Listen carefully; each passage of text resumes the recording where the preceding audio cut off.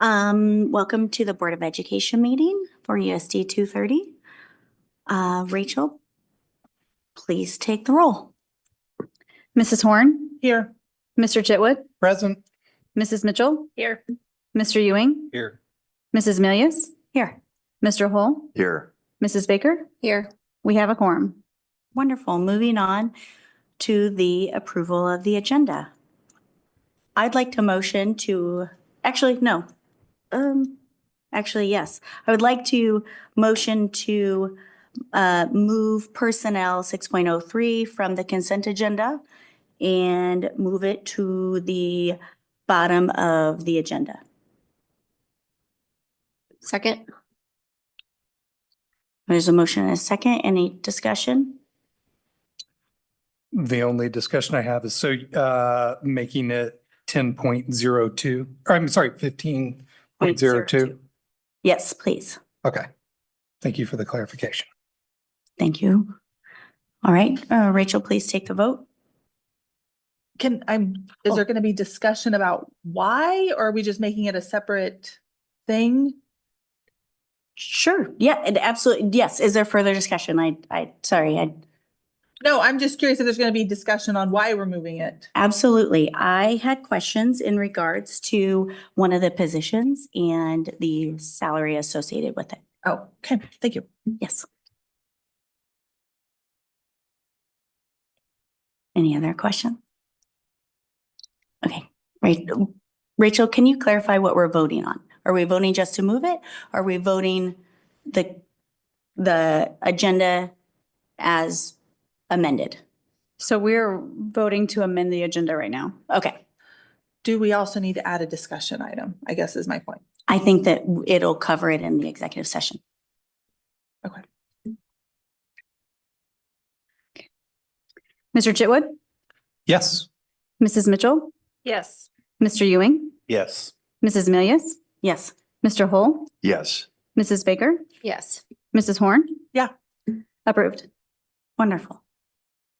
So now we need Yes, now you need to move. 2.01 approval of the agenda as amended. Madam President, I move to approve the agenda as amended. Thank you. Second. Motion and a second. Any further discussion? Rachel, please take the vote. Mrs. Mitchell, Yes. Mr. Ewing, Yes. Mrs. Milius, Yes. Mr. Hull, Yes. Mrs. Baker, Yes. Mrs. Horn, Yes. Mr. Chitwood. Yes. Approved. Thank you, Rachel. Would everyone please rise and join me in the Pledge of Allegiance? I pledge allegiance to the flag of the United States of America and to the republic for which it stands, one nation, under God, indivisible, with liberty and justice for all.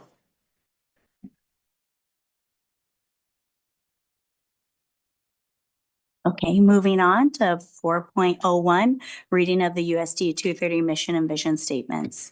We read these at the beginning of every meeting to remind ourselves what our goals are here, what our focus is, and to keep these at the forefront of all of our decisions.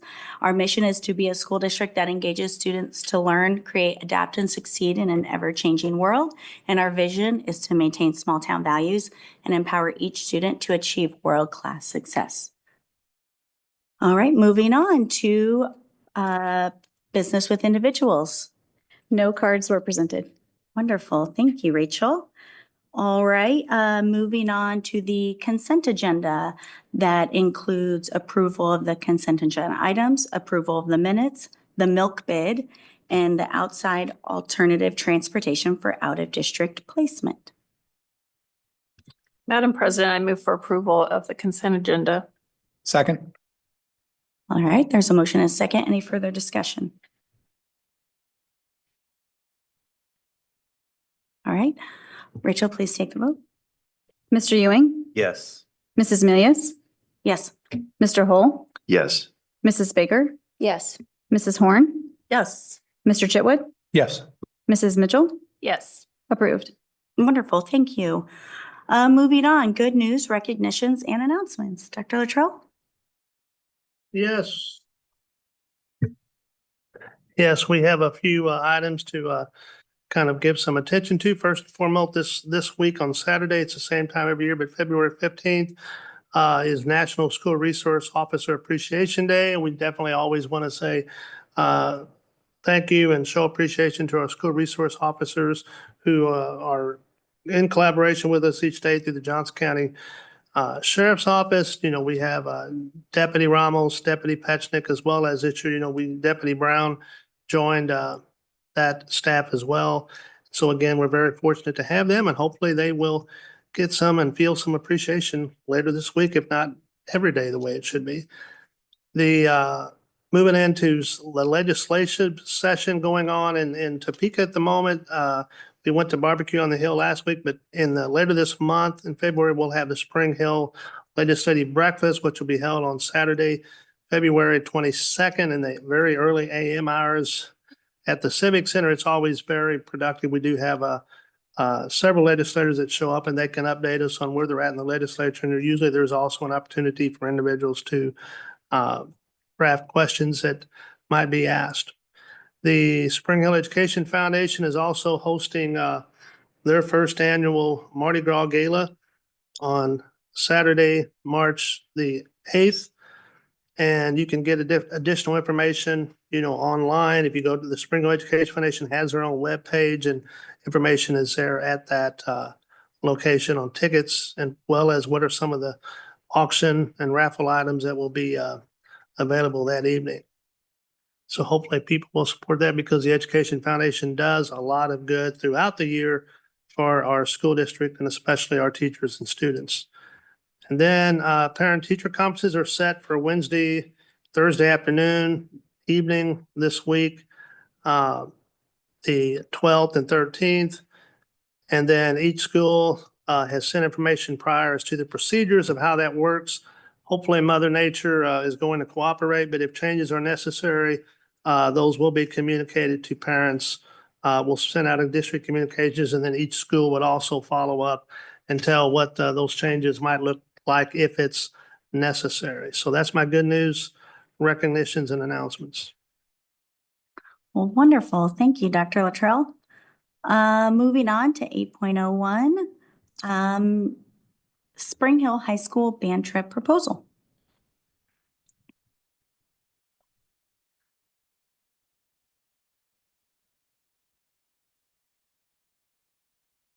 Good evening, everyone. Thanks for taking the time.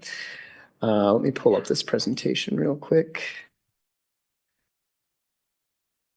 And how do I move forward and backward? Perfect.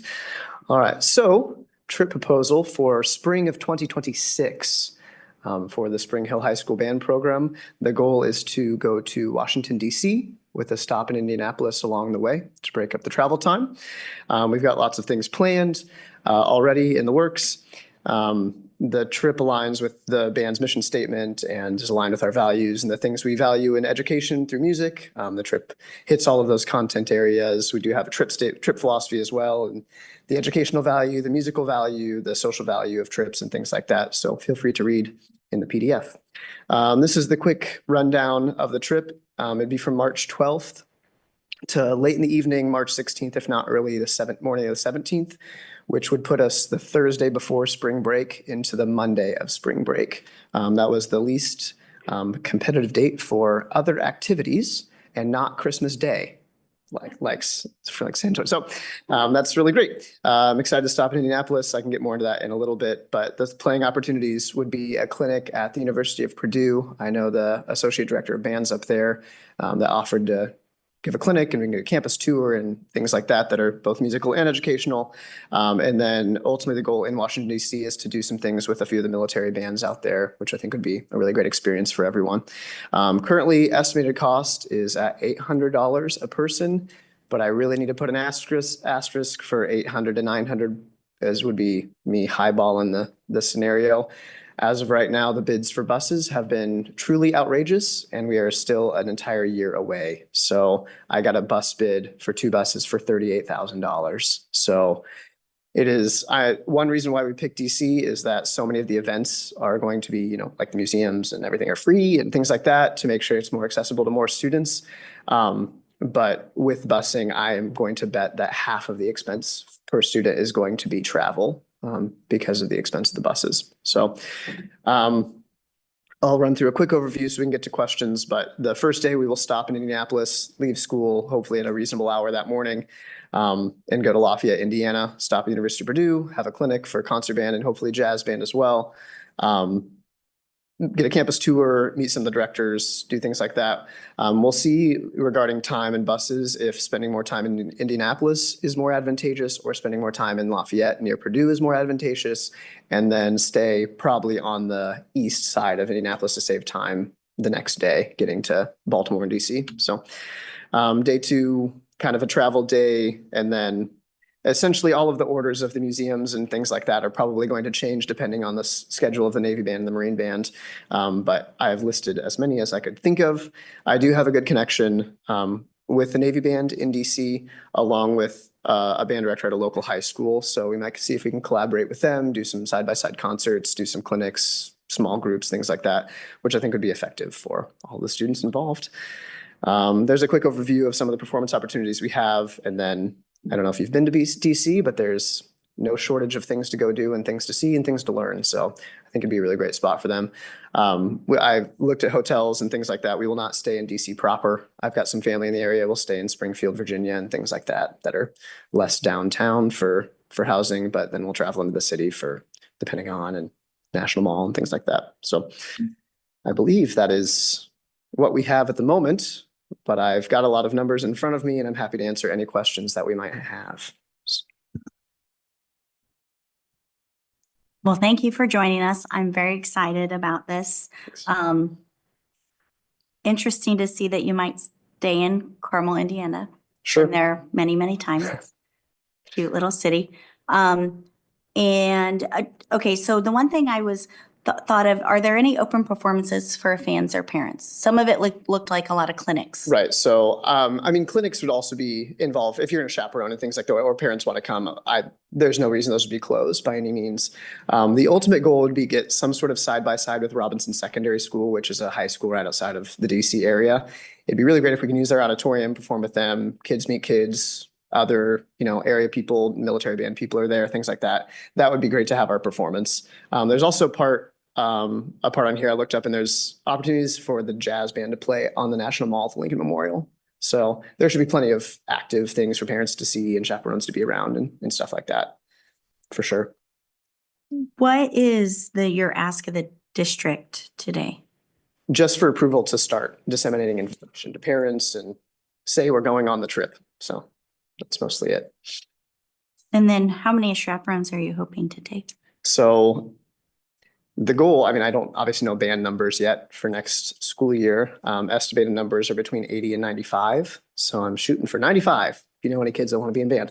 But that will determine more of how many chaperones we can take depending on the buses. So, I mean, the bus number to maximize the value is going to be 112 people. So if we can max out students and chaperones, that will save everybody a ton of money because all the seats will be full on the bus. So as many chaperones as we can get to 112, assessing quality of chaperones, obviously, but getting to that point, that's the goal. So if we can be somewhere between 15 and 20 is a pretty good number for 90 kids. So that would be the goal. We were not so lucky going to San Antonio, so I'm hoping we have some better luck this time around. Not leaving on Christmas Day. Could be a selling point, but we'll see. Awesome. Any other questions, thoughts?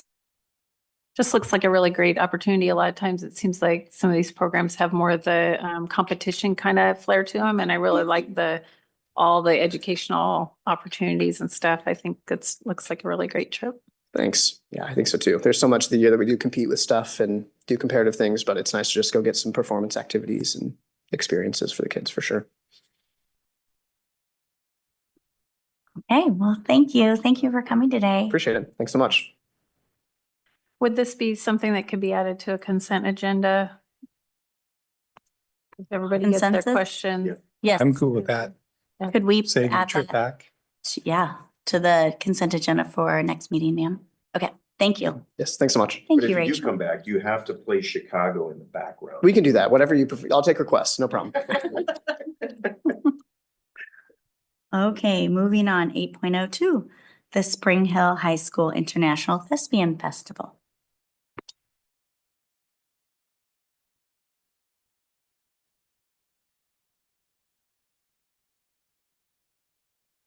Hello, and thank you for meeting with me today. I'm just here to share about our upcoming International Thespian Festival. We'll be talking about purpose of travel and all of that good stuff.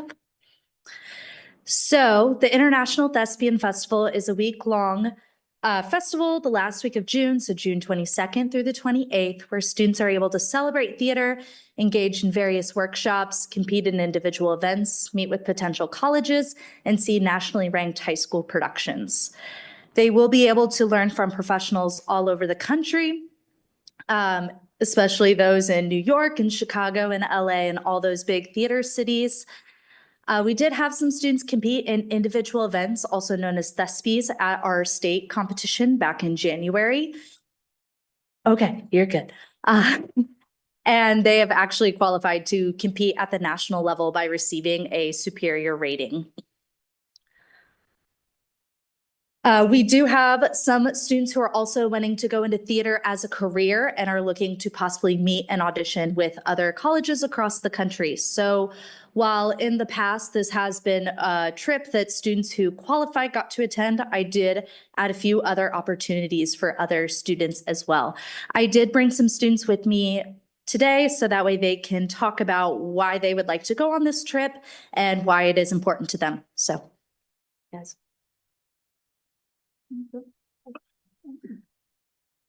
Hi, everyone. I am super excited to go to ITF because of the chance to compete nationally. It was so special to me to be able to do it at the state level, but I'm so excited to see what it looks like at the national level and just to see other performances around the country that are nationally ranked. So I'm super excited to go. At ThisCon, it was a great opportunity to be able to compete because we were able to meet with professionals and get real feedback from people who have been in the theater field for many years. And I'm very excited to be able to go to internationals because not only do we get more feedback on the things that we've already presented, but also the workshops that they have let us meet with those judges, and it lets us get more feedback and be able to really like get up close and get more connections in the field. I'm super excited to go to International Thespian Festival, mainly because there are going to be a lot of workshops that have the opportunity to expand on the abilities of an actor. Me personally, I would like to go into classical acting with a focus in Shakespeare. And at the state level, there wasn't very many classical acting workshops that were available there. So I'm super excited to see what the other possibilities there are, because while I have been praised for my performance in Shakespeare before, I still have a lot to be able to expand and learn on. And this would be a really, really, really great opportunity for me to do that so I can continue to grow as an actor, both in the classical fashion that I would like to pursue and just as a regular actor in general. So thank you. Thank you, guys. I appreciate it. So we are, we will be going to Indiana University in Bloomington, Indiana, and then students will be staying on campus in the dorms and being fed breakfast, lunch, and dinner throughout the dining halls on campus. So everything is all on that university campus, so there's no need to travel and get food or anything along those lines. So Sunday, we leave that Sunday, June 22nd through Saturday, June 28th. We'll leave around 9 a.m. on Sunday, making a stop for meals. And then on Saturday, we'll leave again around 9 a.m. with a stop for meals. I will talk more about how many students are attending here in a minute, but we do have a bigger number. So we are requesting the possibility of 2 Suburbans. And along with that, I obviously need a driver because I cannot drive 2 Suburbans by myself. So I will be attending in June along with my tech director, Connor Johnston. And then when it comes to students who are attending, we are looking at bringing 12 students. So we have 5 national qualifiers. I invited one other student to keep the room assignments even. And then we have 2 other students who are wanting to do college auditions, and then 4 students who are just wanting the opportunity to attend this festival. So the anticipated cost for students, this includes housing and food, it's $999, excluding that Sunday, June 22nd through the Saturday 28th. So, but all of the food would be covered except for that Sunday and Saturday. And then for the teacher, it would cost me $849, and that again includes housing and food. And then the chaperone, it would cost $949 because I am part of the organization that the International Thespian Festival puts on, where a chaperone is not. That's why it costs a little extra. For each Thespi submission, so each national qualifier, it's also $50 to compete. And then for each college audition and tech portfolio, that is additional $50 per student. So to bring it all together, it will cost $1,049 for each national qualifying student and students doing college auditions or tech portfolios. And then it'll cost $999 for each student who is not a national qualifier who just wants to attend. I've asked students to bring some money with them to cover those costs of travel meals, as mentioned before. And then I request that USD230 cover the teacher and chaperone registration cost and cost of travel, so the Suburbans and the gas. I am open for questions.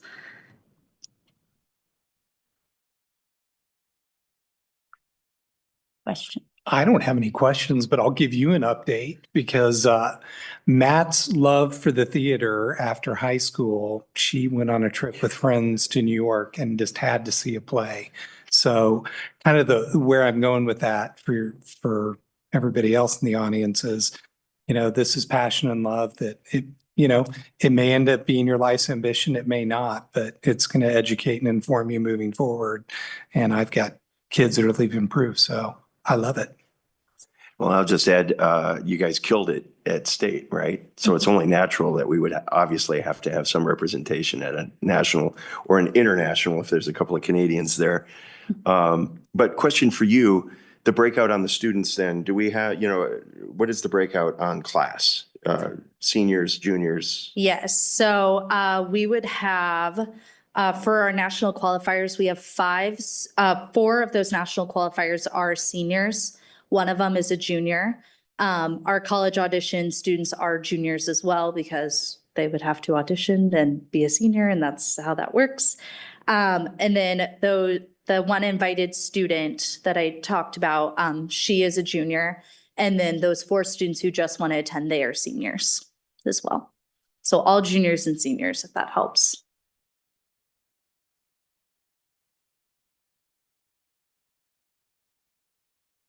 Any other questions, thoughts for Ms. Wendell?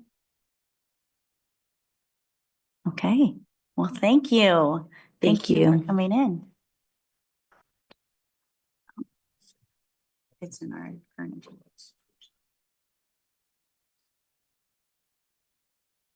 Oh, all right, moving on, 8.03, website Aptgy Rooms presentation. Good evening. Thanks for the opportunity to come back and provide more information as requested by the board. I believe it was 2 weeks ago at our meeting. You asked for a presentation on the rooms function of the Aptgy ThrillShare software.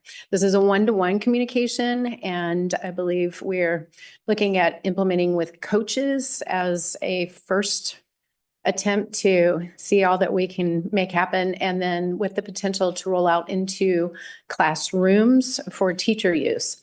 Chris Olson has spent quite a bit of time digging into the weeds of this software, dealing with the rep and tech support at Aptgy, as well as communicating with our tech department here at Spring Hill. I've been more focused on bond collateral and initiatives, so I am going to let Chris share in the presentation and as the source of all things Aptgy. Hello. So did anybody have the chance potentially to look at whether it's one of the demos that Shaq had given us, or maybe do some research on your own? Have you guys been able to look at all at Aptgy, or are you guys fresh slate right now? Fresh. Fresh slate. Okay.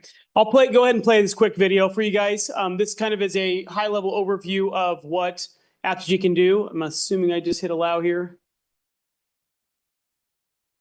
Teachers everywhere know the number one predictor of student achievement is family engagement outside of the classroom. That's why over 4,000 districts use Drillshare. Whether you're at work or on the go, Drillshare gives teachers the ability to directly message parents and guardians while easily managing their classroom communication, all from one place. It's faster and easier to use than email, and parents are notified of new messages even if their school app is closed. Teachers can also send announcements through the class feed or broadcast a message to the entire class to get individual responses from parents and guardians. Automatic built-in language translation helps bridge the gap with all families. And teachers can check whether or not messages have been read or flag messages for any disciplinary exchanges. Rooms simplifies school communication for parents and students by integrating itself with your school app. This gives parents one place to keep up with their students' classes and to see all the great things happening at school. And the not so great. Join the thousands of schools using Drillshare today and start messaging. Powered by Apogee, mobilizing your school's identity. All right. Do I just click back over? How do I kick back into the presentation? All good? All right, cool.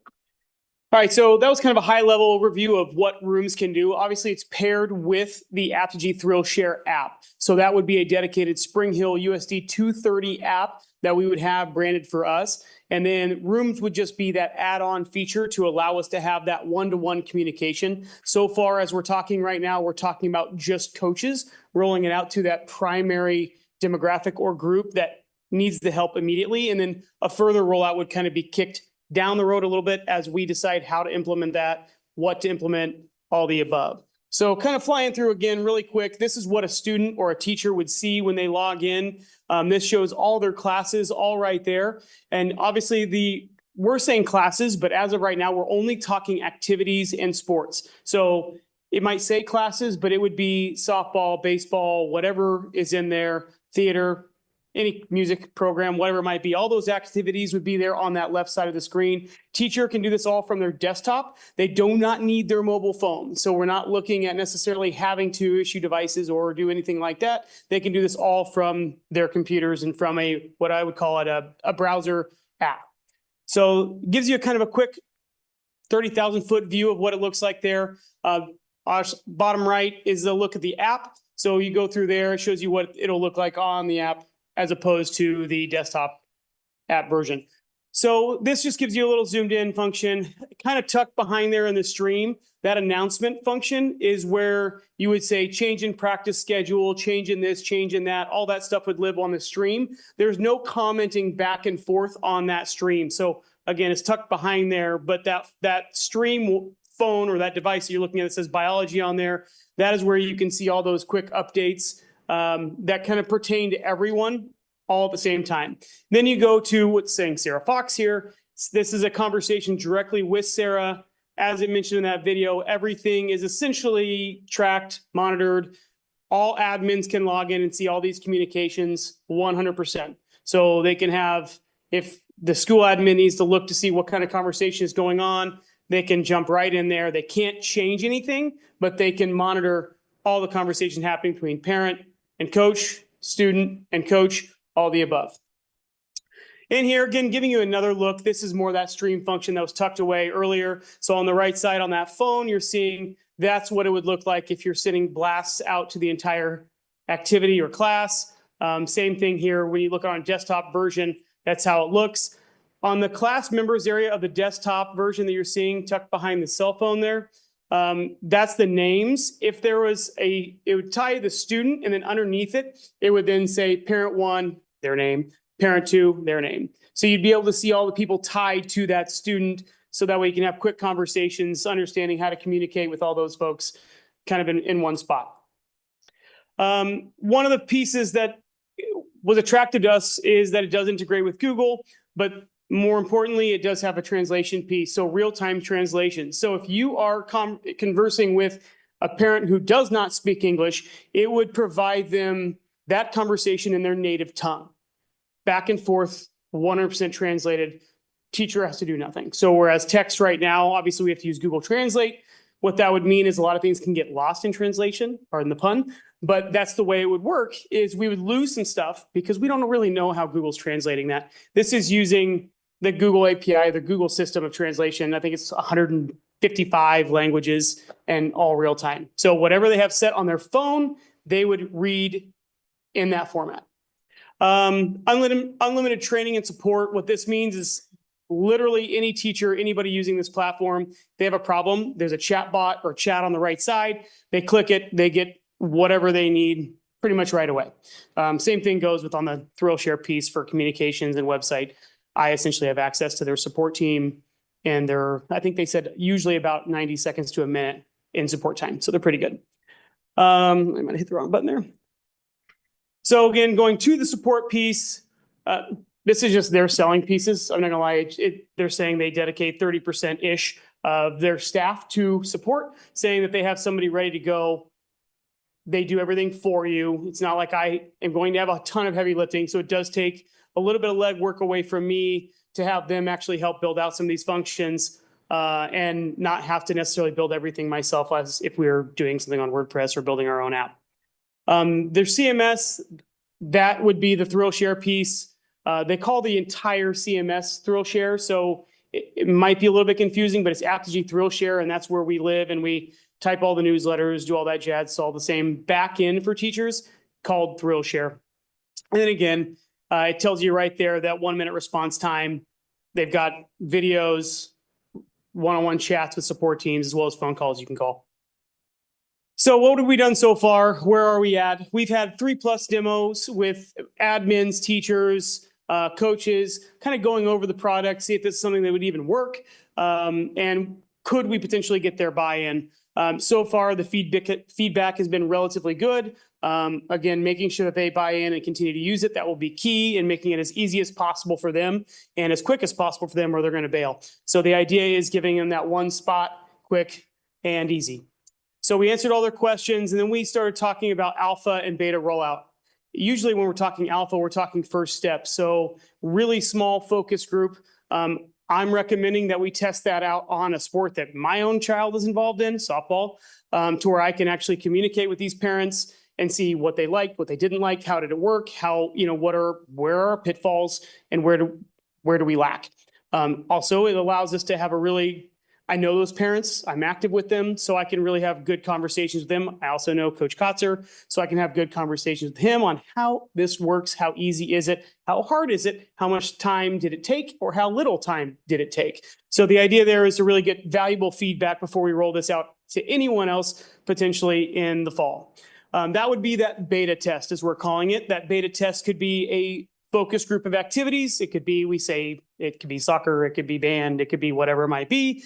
We start rolling out that next group, expanding it out, testing our Skyward syncs, all that kind of stuff that we have to play with between now and then, making sure those things are done right, making sure nothing breaks. And then again, deciding what would that future rollout look like when we move into, I would call phase 3, or the live true test, which would be maybe all activities or, what's next. Believe that's all we got other than money. Do you want to start the money process, or do you want me to ask? I'll answer questions first before we talk money. Does that sound good? What questions do you guys have? Does the translation include all 29 languages that are in the Spring Hill School I believe District? all of them were in there. Yeah, every single one were in there. Probably not all those kids are in activities. Plus the 101 that aren't. Is there monitoring for inappropriate content? So I know chatter, there can be a lot of chatter. Is there something that could flag it to say, hey, this didn't look great? I have not asked that question. I assume there could be trigger words, just like any other software. If you put a certain word in there, it usually blocks it. I mean, almost every single app nowadays has that built-in function. If it's turned on. Well, I mean, Right. well, if you're using like a game, I mean, I know with my kids, if they get a bad word, it just shows up as asterisks. So it might have auto blocking, and I can look into that to make sure it does.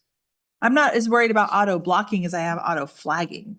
Yeah. I would want to know that it was even said Yeah, I and can ask somebody's that. alerted to it. If I can 100% ask if it has automatic flagging for inappropriate or bullying, cyberbullying, things like that.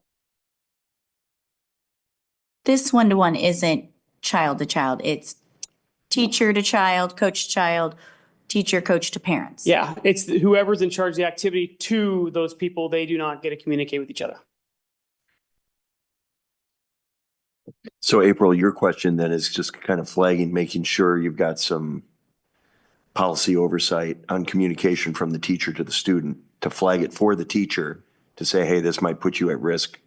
You might want to rephrase that. Is that what you were kind of looking for? absolutely, or a student's angry and yeah, just something just to help make sure that we don't get ourselves in a bad situation. And I can text the rep almost right away and see if he has any answer while she's going over the money. I can absolutely text him, see if he's got an answer by the time we get through the money stuff. Yeah, because if I recall from our meeting at Spring Hill Elementary, that was one of the benefits of something like this, right? Is getting some measured and controlled communication. That's not just buckshot scatter from whatever means, right? The way we do it today. Yeah, okay. Yeah, there is a flag function. It's just the automatic piece is what I've got to know. So, I mean, I do know there's a way for the admin to flag it, the parent to flag it, the student to even flag it, and the teacher. But I don't know if there's an automatic flagging. Again, a trigger word was hit, and does it automatically say, hey, whoa, that was inappropriate. Admin, you better look at this. I'm assuming exactly what you mean by that. So that way Mark, for example, doesn't have to go digging through all those admin, all those different classes and activities. It automatically hits him saying, you need to take an eye in a moment. Yeah, and so you'll have to forgive me, Chris. Your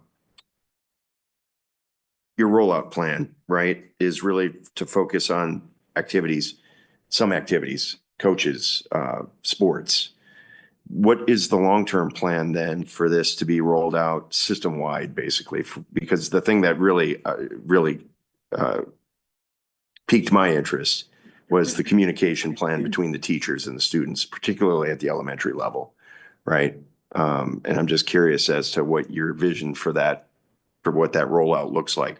When does that happen? In theory, it would be up to the board and the administration here to decide when we roll that out. But once we have the sync set and we know it's doing it right, then technically we could roll it out whenever everybody's in the same boat, rowing the same direction on how this looks for teachers and things like that. But I think it's good. They're gonna have to decide, what burden does this put on teacher communication? We're gonna have to get through the first rounds of testing, making sure that it's not more cumbersome for the teacher to communicate. It doesn't really make it simpler for them. Because we don't want to add another thing to them and say, you're gonna have to do this. And then unfortunately, now they just don't have the time or the bandwidth to handle one more thing. So if it makes it easier, then I would assume it'd be a relatively quick rollout. You talk to the Apogee folks, it's a flip of a switch. It's essentially once the sync is set, it syncs every night and we can have it ready to go. We need to make sure we cross our T, dot our I's, cross our T's. Yeah. And so I can't imagine it's more difficult than what we do now. I got to believe it's going to make people's lives easier, right? But it is change. And it's always been my experience when you're doing some type of Herculean change here, you've got to get adaptation and adoption, right? Right. To people's behavior. And keep in mind, at the same time we're doing this, we're also rolling out the new communication piece, which is newsletters and all those different things too. So again, we eat an elephant one bite at a time, right? So let's do one at a time before we finish it all off. I'm sorry, last question. On the Rooms Thrill Share, so how does the licensing on that work? Is it licensed by user? Yeah, it's a per user cost. Per user. Yeah. So if we go system wide, it'll be it's the already paid for. 4,100. Yeah.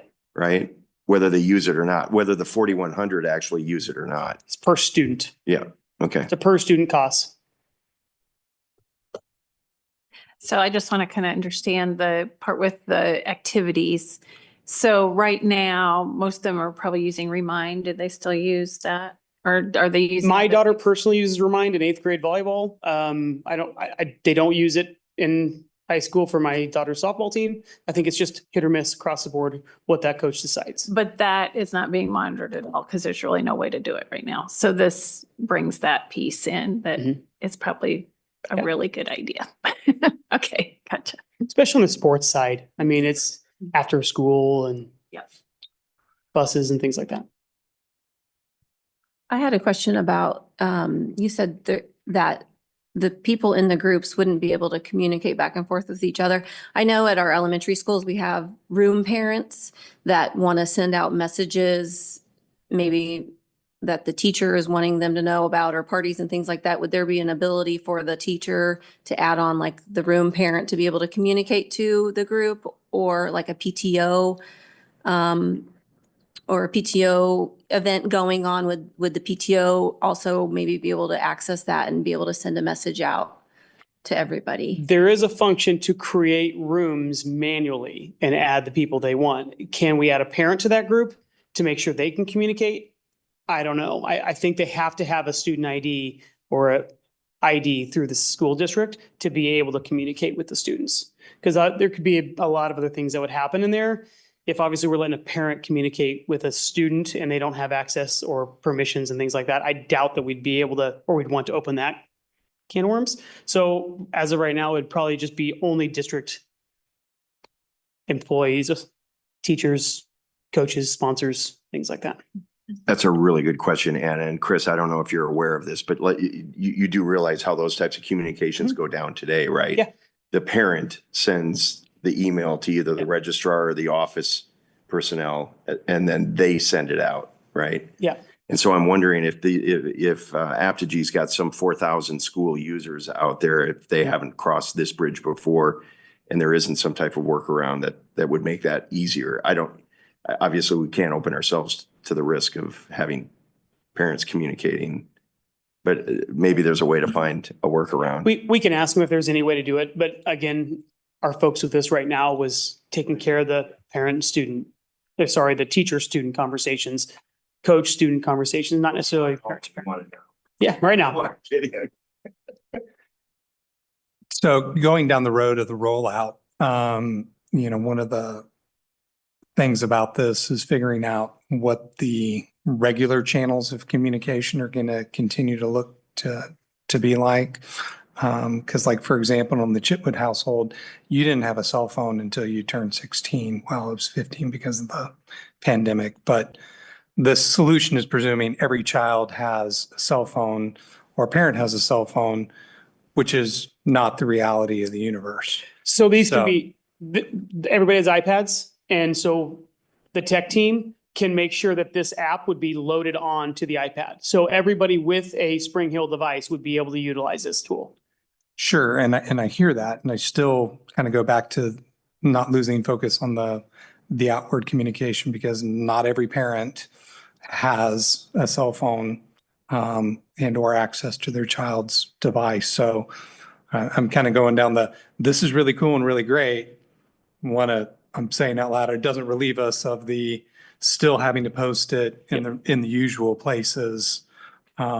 And so recognizing that dual entry exists and what that challenge looks like. There's always exceptions. There's always gonna be that one, but I mean, 99% of people would probably be covered.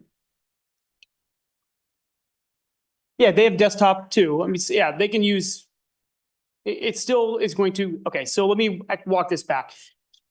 Assuming they don't have a cell phone, but they have maybe a computer at home, right? Is that what we're alluding to? Yeah, that's where we're going. They can- The yes. usual suspects of we put the sports schedule out or we put the That practice stream- schedule out. That stream can come in a digest form once a day to email and all those different things too. So it's still, you still can have the traditional communications, call it traditional, it's still digital, but you're still getting those communication forms in. The only thing you're not going to get is an automatic printout that is delivered to your house immediately, right? So you're going to get everything technologically that would be normal. That people can find and Yeah. search and, Yeah. you know. I mean, they can even post automatically to their Facebook pages too. coaches really wanted to. He triggered another question. If the student does, so now I'm thinking sports, high school, if they do have a cell phone, will these notifications also go to that? Yes. So if they're logged in using their Google single sign-on into the app, then it would allow them to get all notifications. Even if you don't have rooms, like let's say you're parent A and you're not involved or whatever, you still can get the notifications for the school, like closures, delays, whatever it might be. All those still do push through an app, through the notifications side of the device. Right. I more mean the coach type Yeah. communication. That one, they have to be logged in with single sign-on to be able to have access. And students can do that on their cell phones today, right? Yeah, if they're logged in through their student ID, yeah. Yeah, they'd have to be logged in using their student ID. So I want to make sure sorry, bro, okay. I want to make sure I'm understanding. The rooms piece is separate from like the Aptogee website that we're talking about, or It's an add-on. okay, correct. And the rooms is really the one-to-one communication, not necessarily the blasts of, hey, here's our weekly update, because that would come through the Same app. same app. It's called Okay. Thrill Share, is their back-end technology.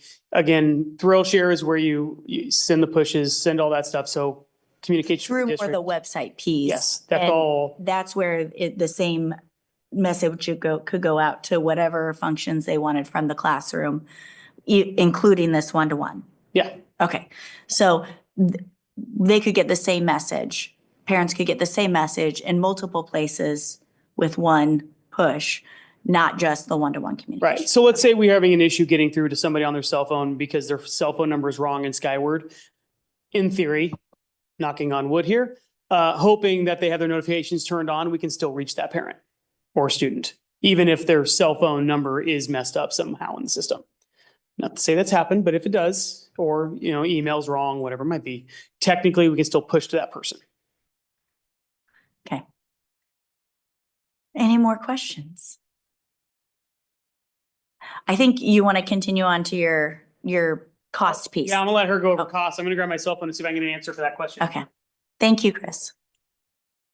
Okay, so with the addition of rooms, our costs did go up slightly because we're adding another feature. The contract development is for 4 months, March, April, May, June. That's that 93.34 that we would pay in addition to our regular, web costs for this year.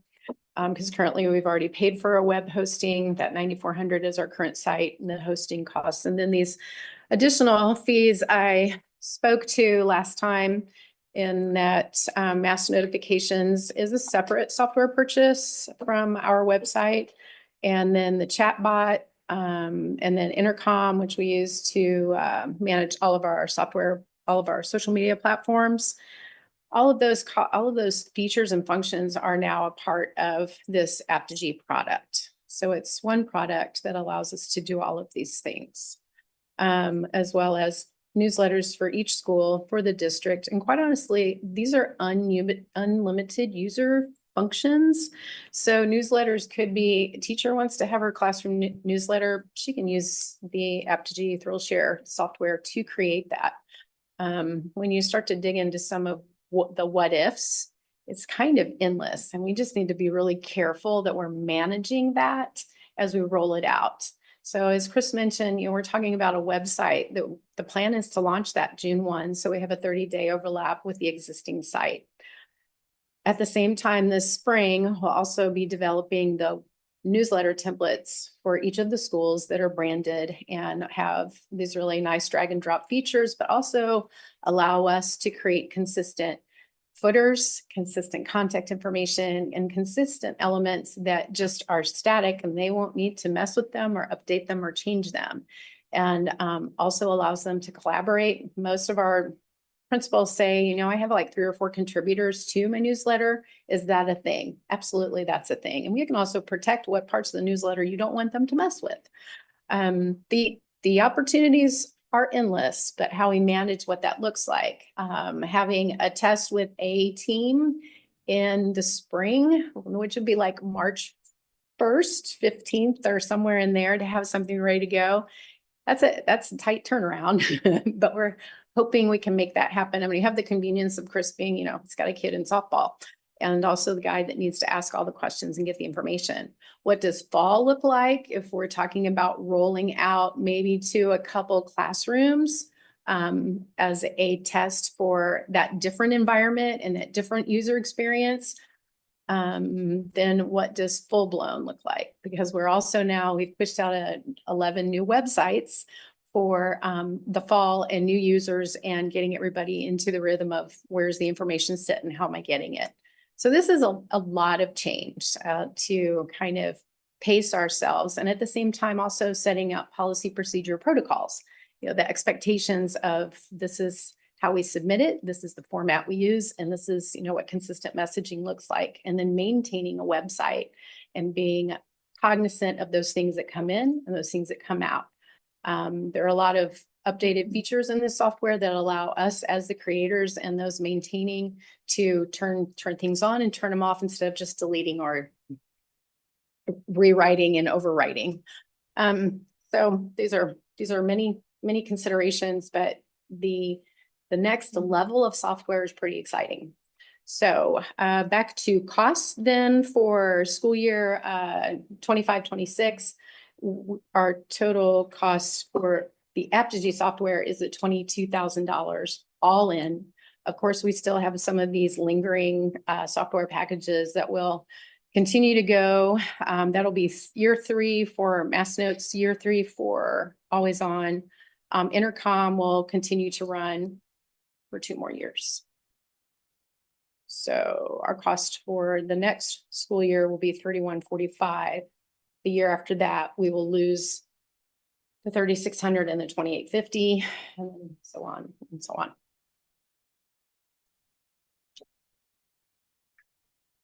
Questions? Is there any, go ahead and say what you. They're rolling out the auto flag late 2025. And he said the administrator will automatically get a notification. He's watching the presentation, so he already the answer for me that it would, they'd need to go in and check something. My question was just on some of these lingering contracts. Is there any opportunity to pay half and pay out of the contract or something like that with those? Have you checked into that or not? These are good questions, and I have wondered that, especially the one with Intercom that's going to run, a few more years after the fact, to go back to them and say, this is really not anything we need. I'm certainly comfortable pulling those contracts and sitting down with whoever in this space. I mean, I did not sign these contracts. I'm not sure what the process was, and we could probably question many aspects of that.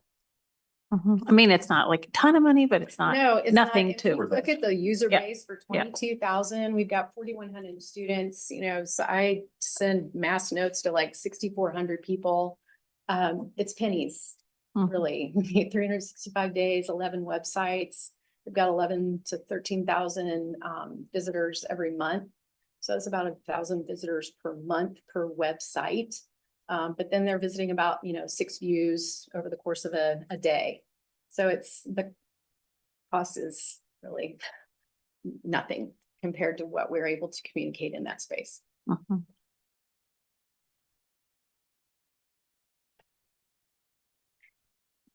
I'm with Sharon on that. I wonder if we could get at it. But the other question I had is once we roll this out, Apogee, and have people using it, and some of these subscriptions are still on, do we plan to not have them use them? Right? Like they're not going to be an option any longer, correct? We are immediately moving off mass notifications. I will tell you that right now. As soon as I can get into Apogee's Thrill Share and start doing, hey, we're closed for school today. That is one click for me to go to 11 social media platforms, 11 schools, and phone, text, email. It is just amazing. So as soon as we can get that up for the district, we will be utilizing that. Awesome. And then the always on chatbot, I believe that was used probably because the first year of our website, I'm getting some historical recall that the search function was going out into Google and not isolated within our website. Now, Final Site probably made a significant change because today, if you search our website, it just goes within our site. So we would not be utilizing chatbot because Aptogee's search is significantly better.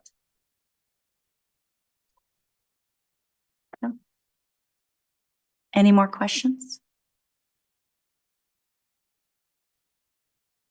All right. Is there more presentation? Nope. Nope, that's it. Okay. Well, thank you both. Thank you for coming.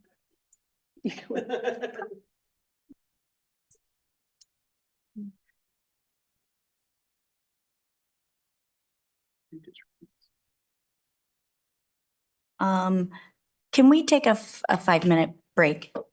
Is that okay? Okay. Sure.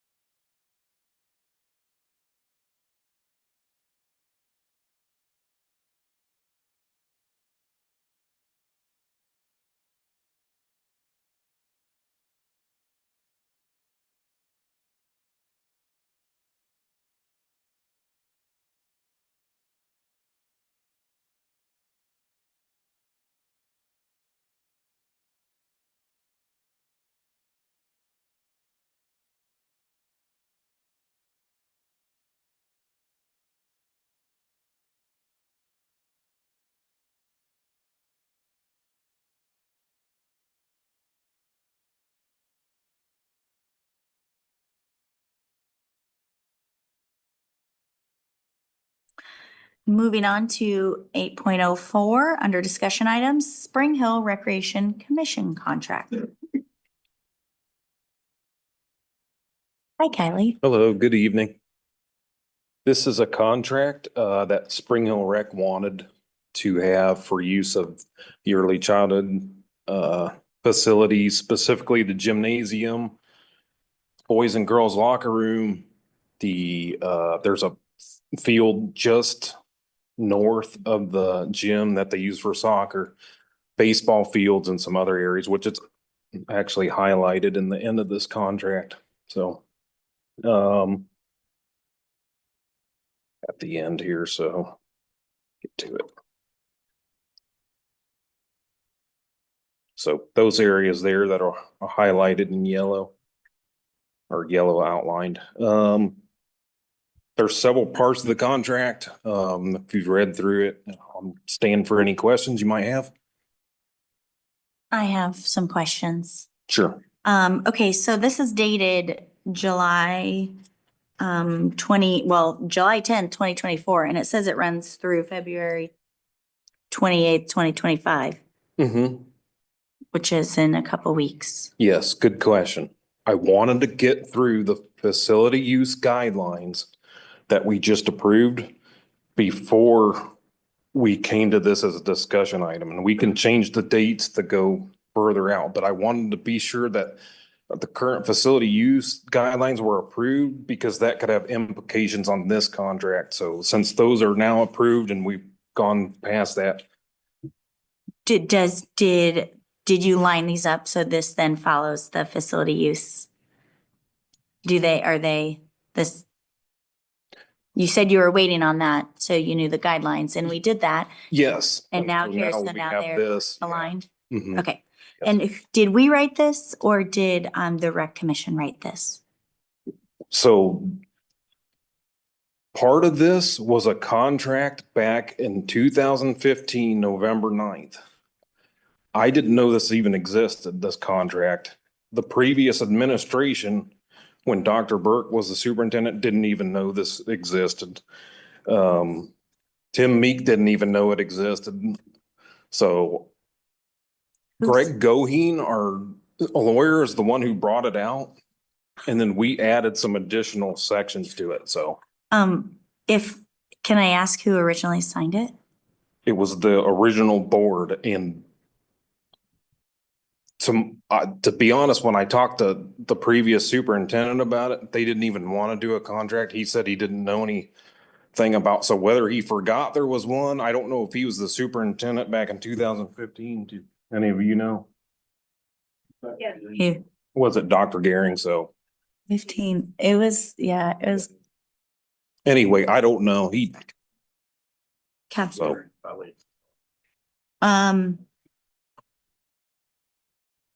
So I want to make something, ask a question about, and I'm gonna have to find it. Oh, here it is. It's in section 1, under services. It says Spring Hill Rec, its agents, employees, and patrons shall have the right to use ECC gym and during normal hours of operation and scheduled Spring Hill Rec activities on evenings and weekends. So that basically means everybody in our school district would have access during business hours to the ECC gym, correct? As long as they're going through Spring Hill Rec Commission to do that, yes. Okay. I think they're trying to keep it open to like a team. So a coach, parents, kids on a team could use it as scheduled. Not that anybody on this Spring Hill Rec mailing list could come in and use it. I don't think that's what it was. I think every taxpayer is a patron of the Spring Hill Rec Commission. But I think I don't think that's what they're trying to say, but maybe legally it is. I don't know. I know my daughter has volleyball practice there through the rec. Like I can't just go in and have access to the gym anytime, but during scheduled practices, that's where we do it. Okay. I wondered if we could clarify that a little bit on when and who and how, because during normal hours of operation is a little scary because that's also during school hours. Sure. Which does our Do those students utilize that gym for class? They do not. They do not at all? No, Okay. they do not. Nope.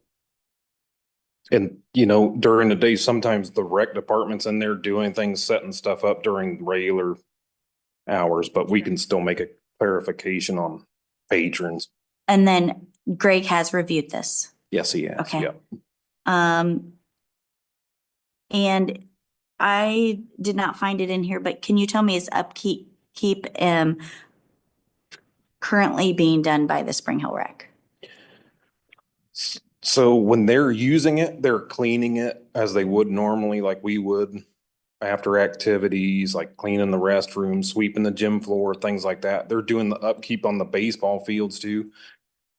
And we're taking care of all the maintenance items. So your HVAC, roofing, mechanical, electrical, structural, whatever that may be, we're taking care of those items.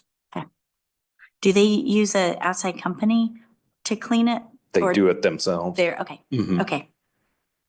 Okay, those are all my questions. Thank you. Mhm. Anyone else? Okay. All right, Well, thank you. Thank you, Kylie. Okay, moving on, we have a few action items. 9.01 International Thespian Festival. By golly, Madam President, I move to approve that. I think it's awesome. I'll second since You think it's awesome? I think it's awesome too. All right, we have a motion and a second. Any further discussion? All right, Rachel, please take the vote. Mrs. Milius, Yes. Mr. Hull, Yes. Mrs. Baker, Yes. Mrs. Horn, Yes. Mr. Chitwood, Yes. Mrs. Mitchell, Yes. Mr. Ewing, Yes. approved. Wonderful. This is a little bit out of order, but with the rec contract, is that something we can put in consent agenda when it comes back up? I think so. The hard part is we don't have an updated contract. But do you plan to get one, Kylie? That's The okay. date- The dates on the contract, get that all updated.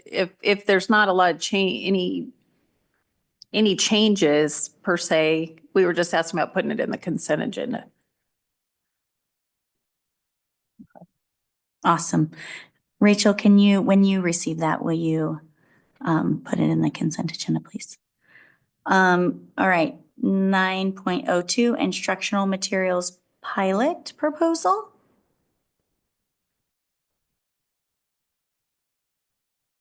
Hi, good evening. We had a discussion item around instructional materials that teachers would like to pilot during the end of February and throughout March before making a final decision and recommendation to the board on approval of new instructional materials. So if there are any questions, I'd be happy to answer those.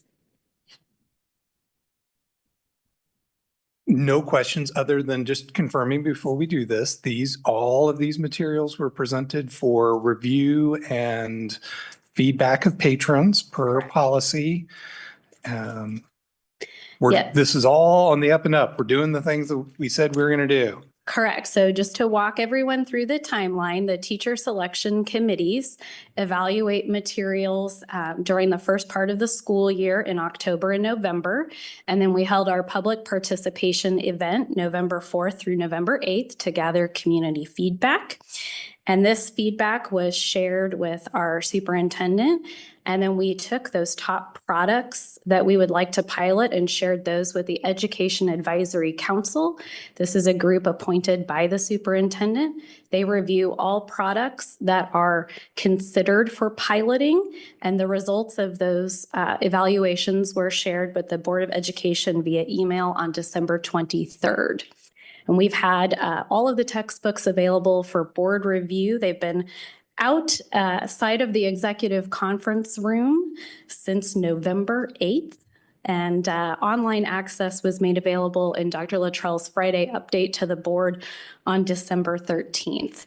So the texts have been through all committees and have been made available to everyone outlined in our instructional materials procedures. So this will come as a surprise to no one. And just since I'm keeping notes here, once presuming the pilots are successful, these will come back for purchase roughly when? April 14th.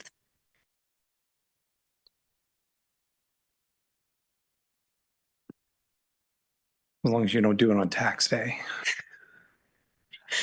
Wasn't planning to. Well, this sounds awesome too. I'd like to move to approve this too. Second. There's a motion and a second. Any further discussion? Okay, Rachel, please take the vote. Mr. Hull, Yes. Mrs. Baker, Yes. Mrs. Horn, Yes. Mr. Chitwood, Yes. Mrs. Mitchell, Yes. Mr. Ewing, Yes. Mrs. Milius, Yes, approved. wonderful. Moving on, 9.03, website vendor aptG. Well, the quick discussion I'll have on it is I think the slow and right approach is better than the fast and wrong that was presented. So I super appreciate that. If nobody else has anything to say about it, I'll move to approve that too. But I do have one question. This is just aptG as the website, not the rooms portion. Oh, I'm sorry. I took it as all 20. Oh, it's everything. Yeah, Okay, I thank took you. it as everything. Thank you. Okay, Yeah, I'm sorry. that's okay. I was confused. I'm glad for that clarification. Along. Yeah, because the full shebang was 20, 20. what was it? 20, roughly. So Madam President, I move to approve the 22,000 and change for the aptG contract as presented. Second. Motion and second. Any further discussion? Rachel, please take the vote. Mrs. Baker, Yes. Mrs. Horn, Yes. Mr. Chitwood, Yes. Mrs. Mitchell, Yes. Mr. Ewing, Yes. Mrs. Milius, Yes. Mr. Hull, Yes. approved. Okay, moving on, 9.04, district fees for 25-26. If there's any questions, I think Doug is here to help answer questions. Yeah, I just had one quick question. I think this was already answered, so I'm going to admit that, which is on the driver's ed fees, we're still covering our cost at the 270. Oh, yeah. Okay, that's what I thought I remember, but Especially since we don't have to, we used to lease out way back when before we leased through Enterprise. And since we already have the vehicles, it's saving us money. So we're in good shape. it sounds like we're in good shape and I should move to approve the district fees for 25-26 as presented. Second. Motion and a second. Any discussion? Rachel, please take the vote. Mrs. Horn, Yes. Mr. Chitwood, Yes. Mrs. Mitchell, Yes. Mr. Ewing, Yes. Mrs. Milius, Yes. Mr. Hull, Yes. Mrs. Baker, Yes. approved. Wonderful. All right, moving on. Future discussion items. As we open this up,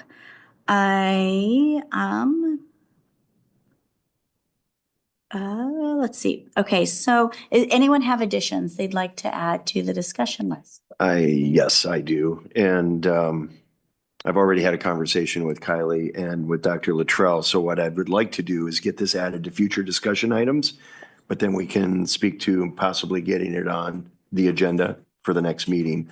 And that has to do with air quality testing in a couple of our buildings, a couple of our facilities. Okay.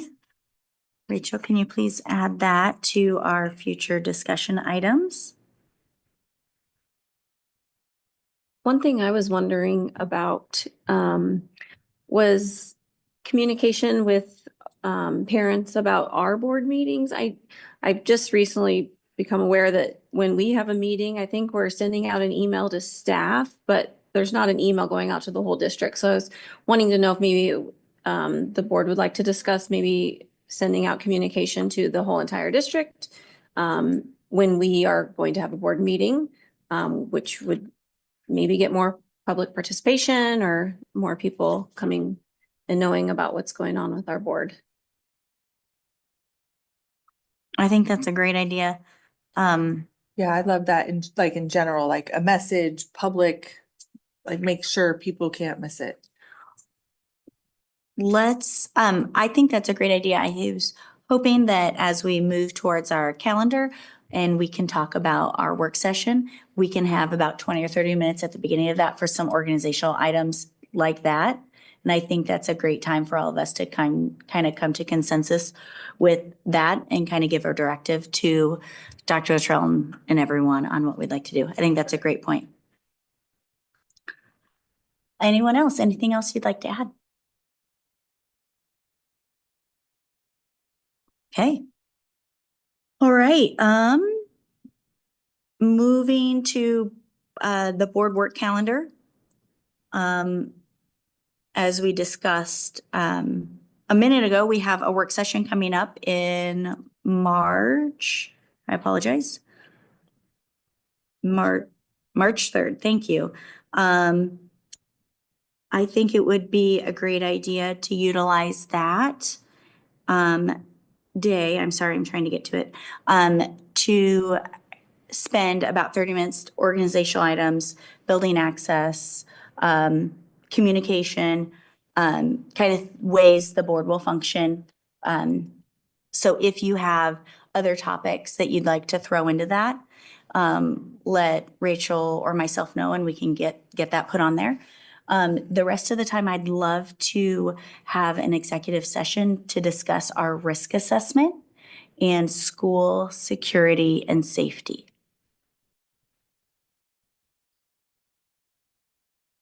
Any thoughts? That sounds awesome.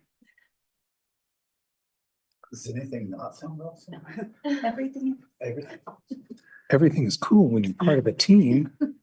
Okay, wonderful.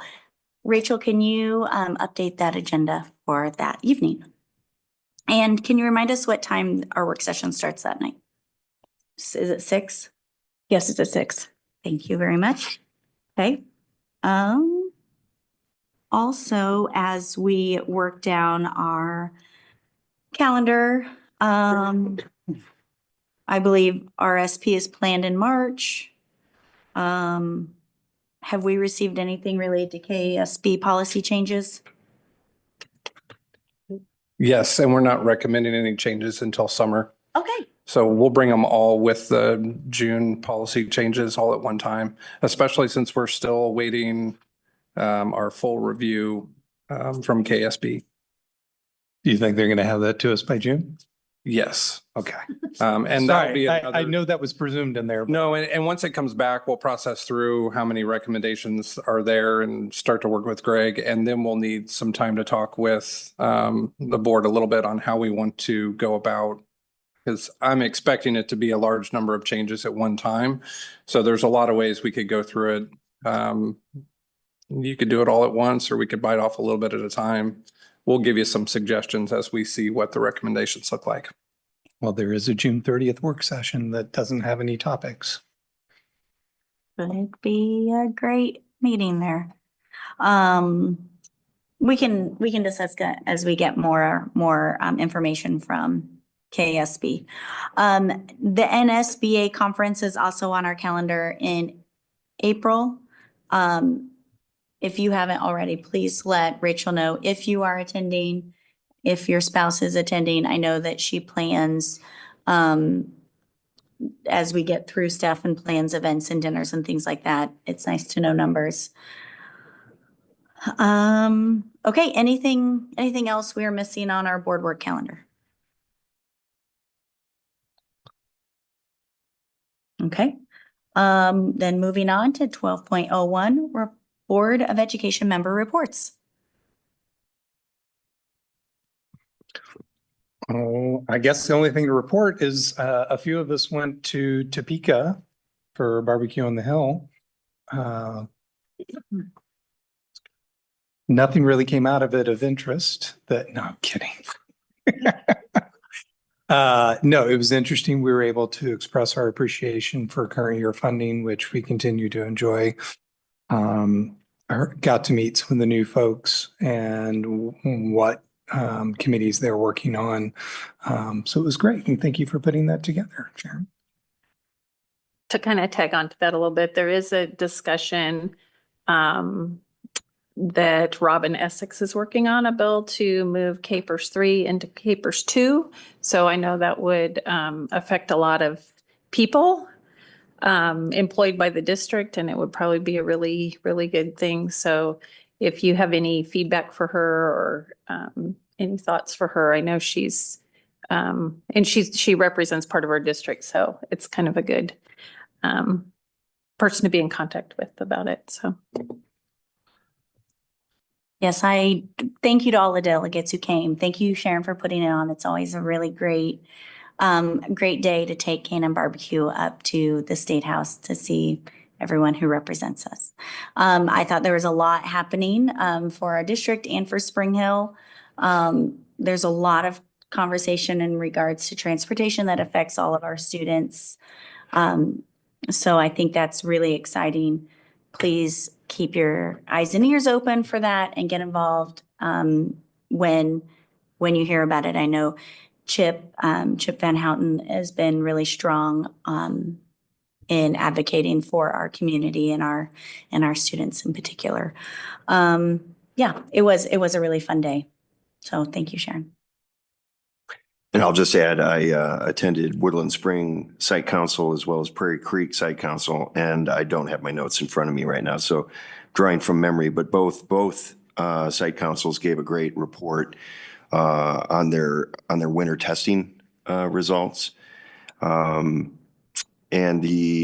rather than go into any detail on those, the one thing that I can add is that it really gets the staff, the teachers, focused on exactly what they need to do to kind of kick into high gear to prepare for spring testing and really get students prepared for their next grade level as well. And then at Prairie Creek Elementary, they've instituted this Mustang Families program in addition to a leadership council for each grade. I believe the leadership council is just 3rd, 4th, and 5th grade, but the Mustang Families is a really interesting concept that builds on Leader and Me, and it basically brings not only a staff member together with individuals across all grades into a cohort, and it's really interesting. I've witnessed it firsthand as a watchdog too, to see exactly the activities that go on, and it builds a tremendous amount of leadership, I think, for the older grades to take a vested stake in the younger kids. It's just a great program. I did attend the Spring Hill Middle School Site Council, and it's very obvious that Mark Meek has done a really good job instilling some things in that school and kind of stabilizing some things. So I think they're moving forward. And of course, now they have the assistant principal position open there. I'm sure we'll be getting updates on how that goes. The other kind of piece that they spent a lot of time talking about the bond, because it was the day after we voted to put the bond to a vote. And so it just kind of reminded me of when we get all the factual communication out, that we really need to get that out, because there's a lot of people think a lot of things. And so even for us to just not be talking off the cuff, but to be really, looking at what we're really going to do with that when we're talking to the public. So I think that's it. I attended the Eureka Fair for 4th graders at Shees. It was so cute. It's like a science fair, but it's a invention that they came up with. So one group had like this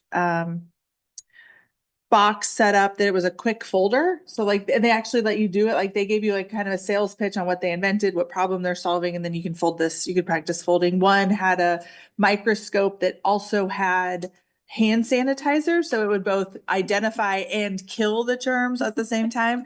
So it was super cute. The kids were really great with their sales pitches. It was a lot of fun. And then MAPPA, I know it's not a USD230 activity, but a lot of our kids were in it, and it was a phenomenal production. Alice in Wonderland was super cute, and it was really great to see so many of our kiddos up on stage shining. Wonderful. Any other things y'all would like to share? Okay. Moving on, 13.01, the superintendent's report. Yes, my superintendent's report covers some items we've already talked about here with some of the reports. And I mentioned earlier that parent-teacher conferences are being held this week. Hopefully we'll be able to do them. The protocols were communicated earlier, but if any parent needs information, they can reach out to the schools that their child or their children attend. And as I said, if we have to make any adjustments because of the weather, those will be communicated, to the families. I was able to also attend the barbecue on the hill last week. I very much enjoyed the new format that was given. I thought that those in attendance definitely was well received on both ends because they had an opportunity to share insight as well as those attending, from our contingent. So again, I think it went very well. Plus, it was always a plus to have the food. The K&M was always good to have. Also last week, we did host Leadership Spring Hill Cohort. We're able to do that every year. We hosted that on Wednesday. It was a great group. They had a lot of good questions, and we always enjoy hosting them. Talked a little bit about the legislative session is underway in Topeka. The education budget is definitely in discussion. The education budget, which drives the formula for funding, definitely is something that all schools keep an eye on closely. It's still early. There's not a lot of clarity, but some of the appropriations that the House of Representatives have made, basically they have already kind of wanted to slash in the committee some of the overall allocations that Governor Kelly had proposed. Now, in the end of the day, what's going to happen, we don't know for sure, but it is something to keep an eye on because it is important, especially so that more so than anything that we keep getting the increase that they're obligated to do with the base state aid per pupil. We'd like to see continued enhancement towards fully funding the special education. Although last year was a big step forward, they still have some gaps that need to be filled, and Governor Kelly's budget did have some of that funds to continue that along with the base state aid. So we'll continue following that. They're also talking some property tax relief.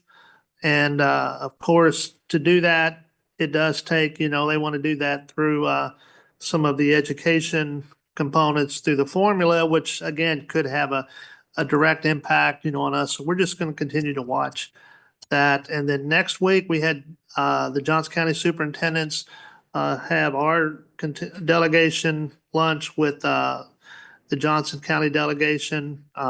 Each of you have been invited, and I think we've had a couple members that have RSVP'd, and that is next Tuesday on the 18th. It'll be a similar format as we had with Barbecue on the Hill, except the entire Johnson County delegation will be present. So that's my superintendent's report. Wonderful. Thank you. Thank you, Dr. Luttrell. Okay, moving on, 14.01, we need an executive session. Madam President, I move that the board go into executive session for the purpose of discussing personnel matters of non-elected personnel to protect the privacy interest of an identifiable individuals. Under coma, those to be in session include the Board of Education members, superintendent of schools, and assistant superintendent of schools and administrators as requested. The executive session is to begin at 7:35 with the open meeting resuming at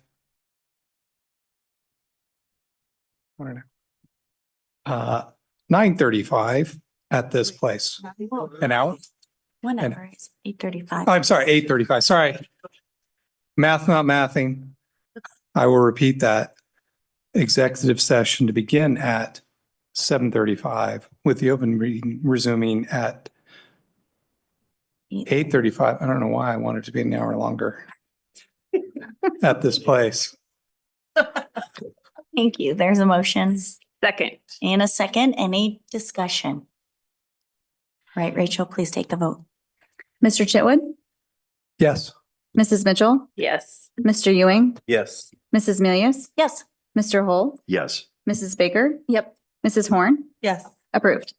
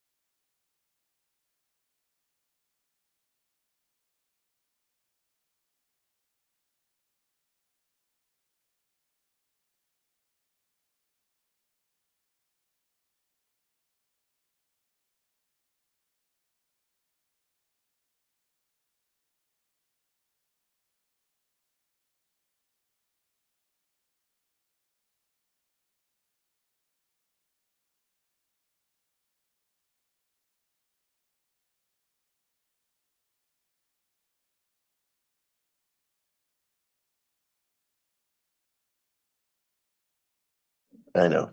Oh, really?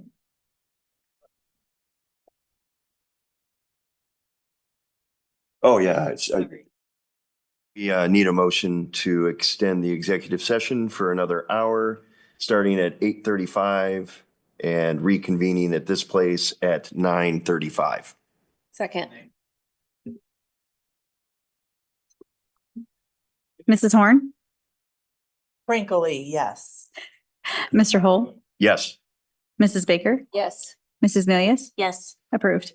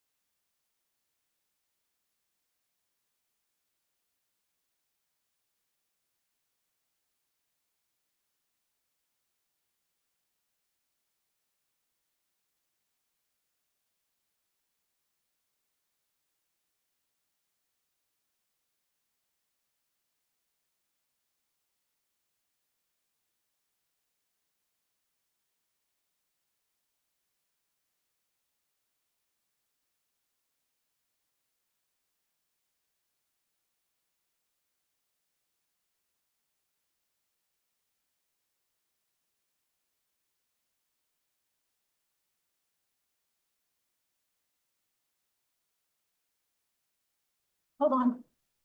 I'm coming. There's Thompson. You're live. Right. Madam President, I move that we extend executive session to end at 9:55. I'm sorry, 10:05. 10:05, sorry. Math is not winning. Second. today.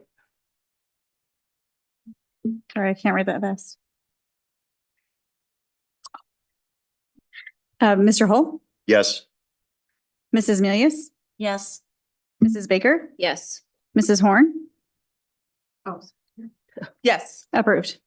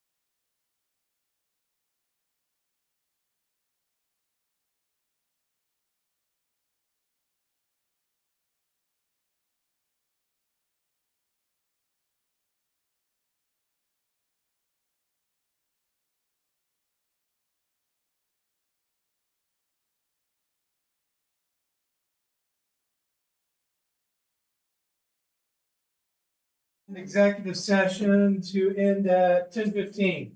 Second.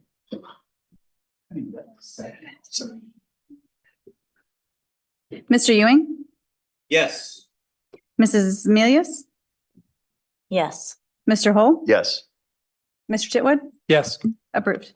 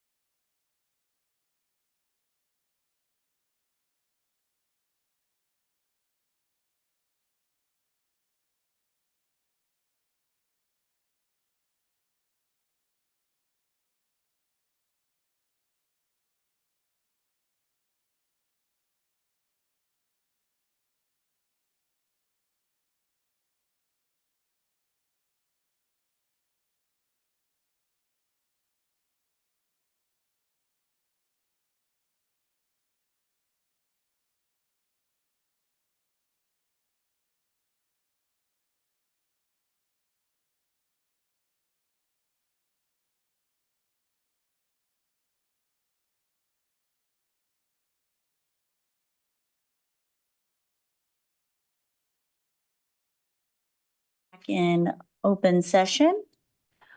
We have a few action items, 16.01. 15.0. I'm so sorry. 15. Hold on. We're getting there. We are at, yes. 15. We're at 1601, approve administrative contract renewal recommendations. Okay, you want to go down that one? You want to amend the agenda? However you'd like. I think.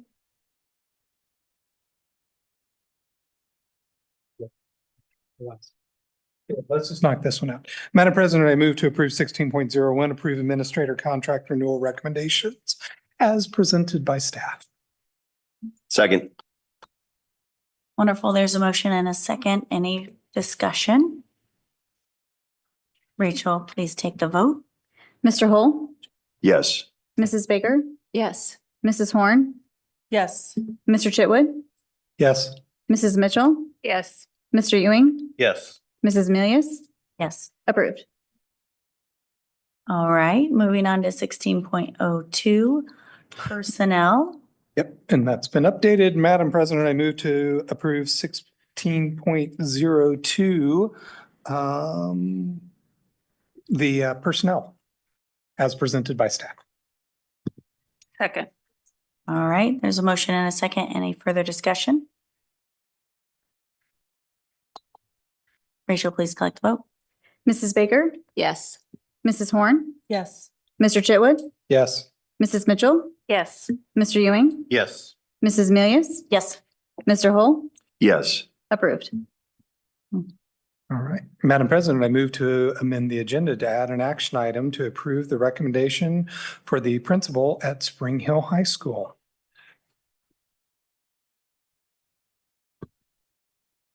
There's a motion. Second. All right. Any discussion? Rachel, please take the vote to add this as an agenda item. Mrs. Horn, Yes. Mr. Chitwood, Yes. Mrs. Mitchell, Yes. Mr. Ewing, Yes. Mrs. Milius, Yes.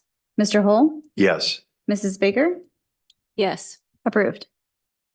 Madam President, I move to approve the therefore added action item 16.04. 16.04 for the principal at Spring Hill High School as presented by staff. Second. All right, motion and a second. Any further discussion? Rachel, please take the vote. Mr. Chitwood, Yes. Mrs. Mitchell, Yes. Mr. Ewing, Yes. Mrs. Milius, Yes. Mr. Hull, Yes. Mrs. Baker, Yes. Mrs. Horn, Yes. approved. Wonderful. We are adjourned.